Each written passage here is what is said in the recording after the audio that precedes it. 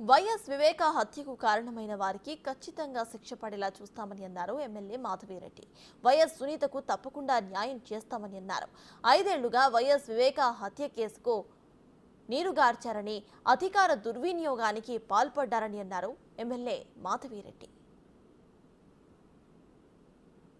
అధికారంలో ఉన్న వ్యక్తుల వాళ్ళ అధికారాన్ని ఈ యొక్క జస్టిస్ డిలే అవ్వడానికి వాడుకున్నారు. డెఫినెట్ గా ప్రభుత్వం మారింది. ఆ యొక్క కేసుని త్వరితగతిన పరిష్కరించి డెఫినెట్ గా ఆ యొక్క కేసులో ముద్దాయిలను డెఫినెట్ గా శిక్షించడం జరుగుతుంది. దగ్గరలోనే జరుగుతుంది. సునీత గారికి డెఫినెట్ గా నేను సానుభూతి వ్యక్తం చేస్తాను, ఆయన సపోర్ట్ చేస్తాను. ఆమె దాదాపు 5 సంవత్సరాల నుంచి వాళ్ళ తండ్రి గారి దారుణమైన హత్య కేసు మీద పోరాడుతూ ఉంది. ఆమె ఏమడుగుతుంది, నాకు న్యాయం కావాలని అడుగుతా ఉంది. ఆ న్యాయము ఆమెకు దొరకట్లేదు. ఇది మనం అందరం ఆలోచించాలా. ఒక హత్య జరిగి 5 సంవత్సరాలు అయింది, ఇంతవరకు ఆ ముద్దాయిల్ని పట్టుకోలేదు. ఆ ముద్దాయిలు బ్రహ్మాండంగా బయట తిరుగుతున్నారు.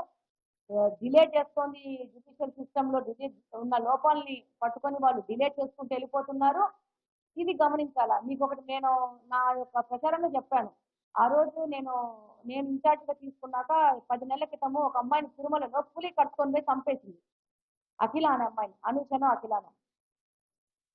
4 నెలల్లో 5 నెలల్లో ఏ పులి చంపింది అని చెప్పి DNA టెస్టుల ద్వారా కనుక్కోగలిగినది ఈ యొక్క ఫారెస్ట్ డిపార్ట్మెంట్ లోని పోలీసులు.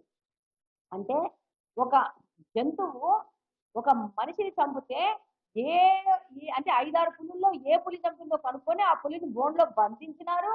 ఈ పులి చంపిందని చెప్పగలిగినారు. అంటే అది వాళ్ళకి కుదిరింది. కానీ 5 సంవత్సరాల క్రితము వివేకానంద రెడ్డి గారు చనిపోతే ఇన్ని సాక్ష్యాలు పెట్టుకొని, ఇన్ని రకాల టెక్నాలజీలు పెట్టుకొని ముద్దాయిల్ని కనుక్కోలేకపోయినారు.